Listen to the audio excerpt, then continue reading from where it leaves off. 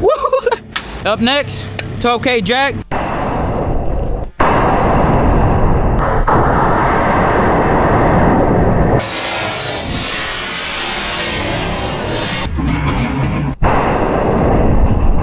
That's not a good thing. How's it going, y'all? I'm back here at the Proving Grounds with the Diamond C LPT and the Brad X trailer. What we're doing today is drop tests on these floors. We're gonna compare the floor on this trailer over here on my left and the Diamond C one, see which one is a little bit better. We got some tree trunks, some concrete stuffs, some jacks, some random stuff that we're gonna be throwing on these beds and see how they last on these views that we're gonna be putting them through. All right, let's get to it. Real quick, I'm gonna show you the layout of the cross members and see the difference between these two trailers and see how they're gonna hold up. As you can see, our Diamond C trailer has multiple cross members running all the way across the bed, not missing much. And then we got our competitors. They got some empty spots, cross members all over the place, some big huge spots with no support, as you can see, and I think that's going to be the key difference. All right guys, as you can see, we got a first target, this trailer, the Brand X. I got set up some stuff already in the basket ready to go, and I got some cameras set up as well so we can get different angles on it on top of that telescope, and then in the back of the trailer as well. So let's get to it, man. It's gonna be fun. First object that we're gonna drop is a cinder block.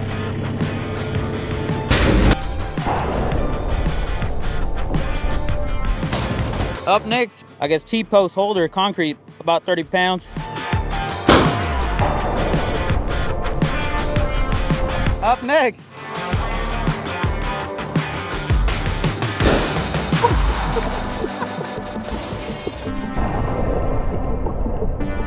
it's about 50-pound tractor weight.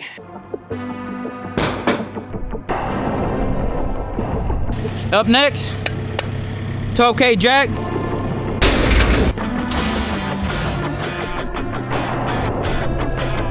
All right, we're at the Brad X trailer. I don't know if the sun will make it glare, but you can kind of see the deep gouges and bends inside this trailer. We got this right here, the square T-post holder. We got this pretty deep one here from the counterweight. Here's the jack handle, and there's, you can kind of see the glare. That one kind of made a big dent on the cross member, and that's the jack as well. I'm gonna show you some of the damage that happened on this drop test. As you can see, maybe the camera won't pick it up. Here's some dents right here. Paint's coming off a little bit, but that one hit pretty close to the cross member and it's still bent a little bit. That one's pretty gnarly. I don't know if how much the camera would do justice, but the paint's coming off of that. Another big one here, right next to the cross member. You can kind of see it. Big old dent. Let me see if I can show y'all. Not much improvement, but another one there. Kind of see it. But a lot of these impacts kind of fell on the cross member. Oh, I think you can kind of see a little bit of, it's not too much, but it's bent a little bit, the cross member.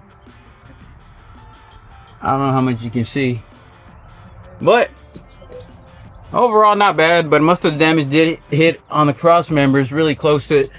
This one's on the cross member, this was on the cross member, this is on the cross member.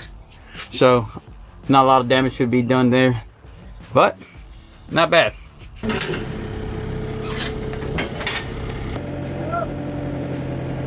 All right guys, up next is the LPT trailer. Let's see how she does, and let's see if there's any difference between these two trailers.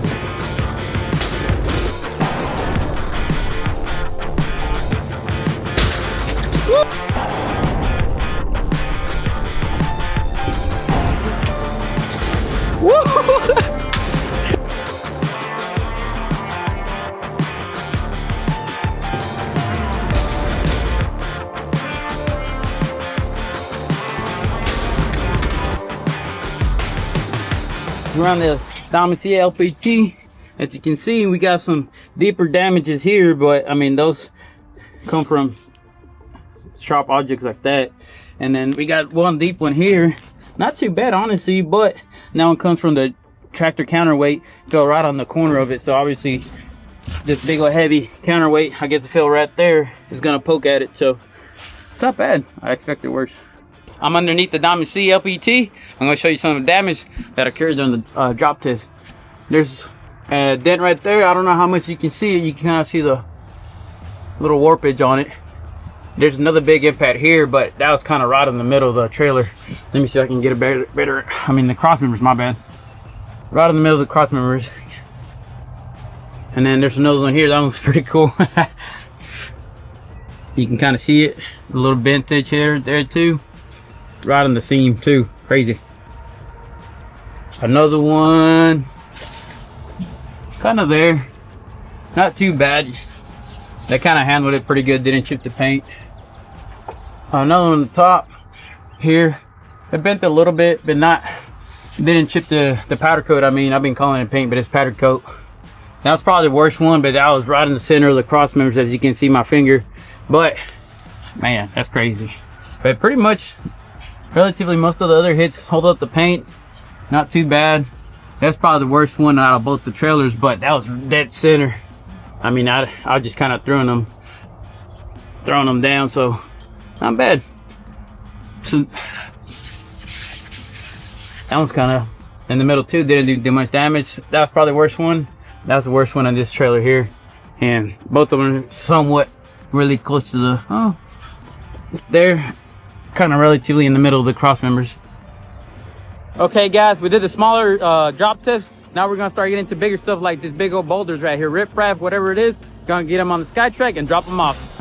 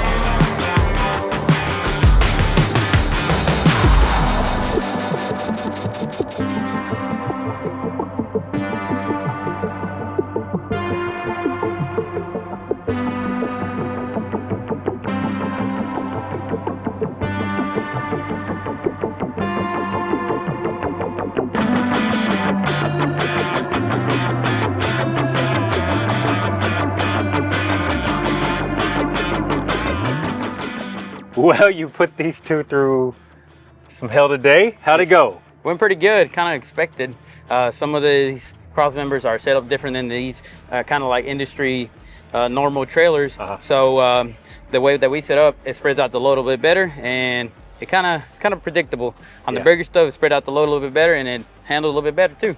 Yeah. So on this one, we got some big old gouges, big old dents, broken welds and stuff like that. Yeah. So let's check them out. So to be clear, what I walked up on you doing at the end of this shoot today, or the end of this testing today, what I walked up on you doing is not something we would ever recommend anyone else do with a dump trailer, right? Yeah, we dropped the biggest piece that we dropped, roughly about 2,000 pound tree trunk from 30 feet. Yeah. So that's a lot of force, a lot of impact on these trailers, and so we're trying to speed up the damage as fast as possible. Obviously, somebody's going to do the same amount of damage over 2-3 years, probably, and we're trying to do it within a week. Yeah, so, heavy commercial use is what we're trying to simulate in a short time period. Yeah, a lot of tree trunks, concrete. Yeah. So what's it look like in the floor of the trailers?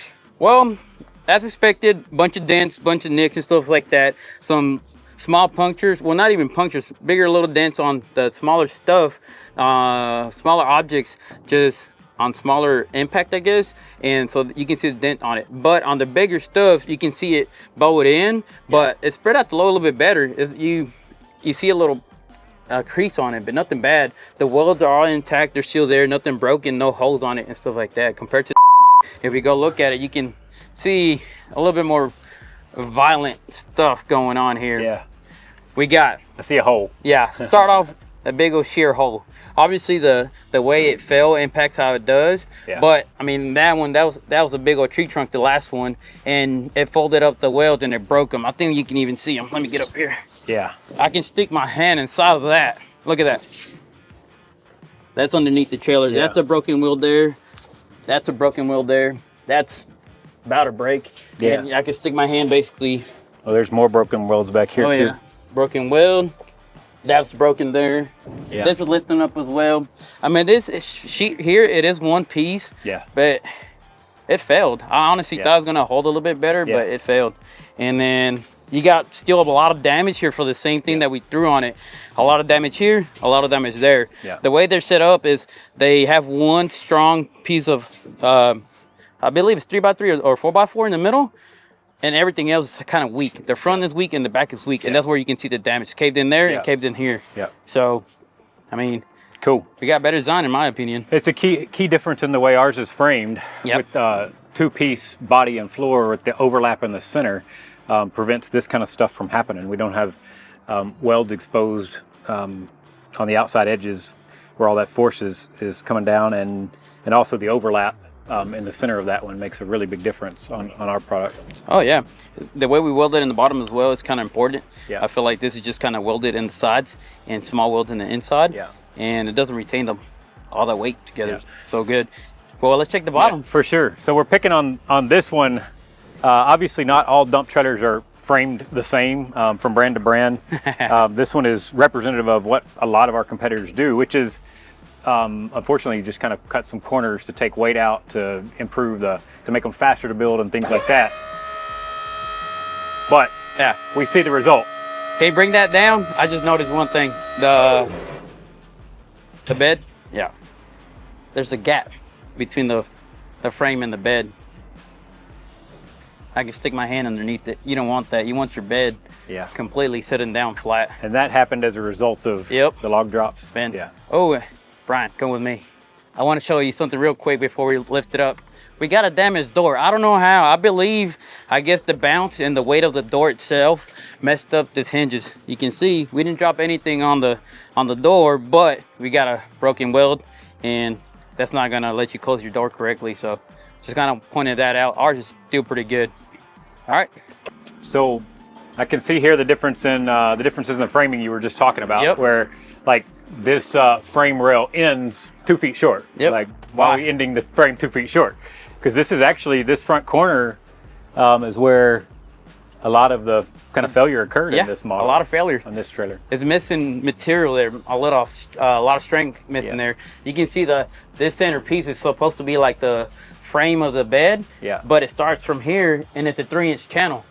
Here they use 4, but it stops short. So I mean, I feel like it's just designed to fail, and you can see it's already bent there from the impact, you know. And then the big old crease on the sheet metal. And then you can see it from underneath it. I can actually see daylight and put my hand through there, and it's got some cracked welds on both sides of it, and failed welds right in here as well. Oops. So, and here, well, we got I guess you can say the strong piece of the bed, and it's a 4x4, but it's still bent at the end of the day. And then the small 3-inch channels that run all the way back, mostly all of them are completely bent. The ram holders are bent as well inside. You can see where they're touching the back of the bumper in the back. I can see more places right through here where the floor turned loose from the 4-inch channel. And I feel like a little bit more of the damage on that side, because that's where the drop occurred. And yet it still pulled the frame. The floor up over here. Off of it. Gaps here, you can see daylight here, daylight here. Oh yeah, that one completely ripped it. That's what I'm saying, it just turned loose. But it's... Okay. We expect a lot of damage, but that's a lot of damage. You did some damage to our Diamond C as well. But I mean, I feel like this is still a very usable trailer. It's completely bent on here, but most of them are pretty fine. The welds on every single seam that's here in the middle, none of them are broken that I've seen so far. All of those are still, I guess, structural welds. They're not breaking at all. The frame looks completely fine. All the welds are here. None of the floors lifted. Yeah. And there's a small gap here, but most, like, this is the only spot of just here. Yeah. But you can see most of it's pretty fine. Yeah. I mean, so we bent some cross members, but there's no daylight. You can't see daylight through the floor in any place, and there's no felled welds. Nope. Which all is a part of how the total package ties together. Yeah. 3-inch I-beam cross members on 16-inch centers, front to back, with no big gaps or kind of funny business as far as the framing goes. Yeah. This is where we were pointing out on the other brand where that 4-inch channel stops short of the front. This is a rectangle tube supporting our floor, and it runs from front to back. All the way back. All the way. Yep. So boxes those cross members all together, and yeah, this is the result. It's pretty cool. Yeah. Makes my heart hurt a little bit to see the cross members all bent up. But you know, considering how extreme that test was. Oh yeah, absolutely. It's not too bad. Yeah. Not too bad. I don't think anybody's going to replicate that anytime soon. Yeah, they don't need to. They should not. It might void their warranty. Yeah. but, yeah, absolutely. But it's pretty good stuff. Yeah, as expected. I feel like the Diamond C was going to do better. But, I mean, the design is there and it's true and it works. Cool. Well, I appreciate you putting them through their paces. What's next? I believe. What's next? Sides? Yeah, sides. Sides is next. We're going to see how much they can take a load from the top and the side as well. Yeah. Because that's another common area where they mess up. Yeah. People actually hit them with skid steers, equipment. People that don't know how to handle those stuff accidentally do it, but it happens, you know. People drop giant chunks of concrete on the sides, maybe, like on this video. Accidentally. Hey, we did pretty good. We already got our footage for that, I guess. Yeah, oops. But we're going to compare these two from the sides. Yeah. So let's see how they do. Cool. Awesome. Well, that's exciting to see how the sides hold up. For the rest of the story, tune into Proving Grounds on our YouTube channel.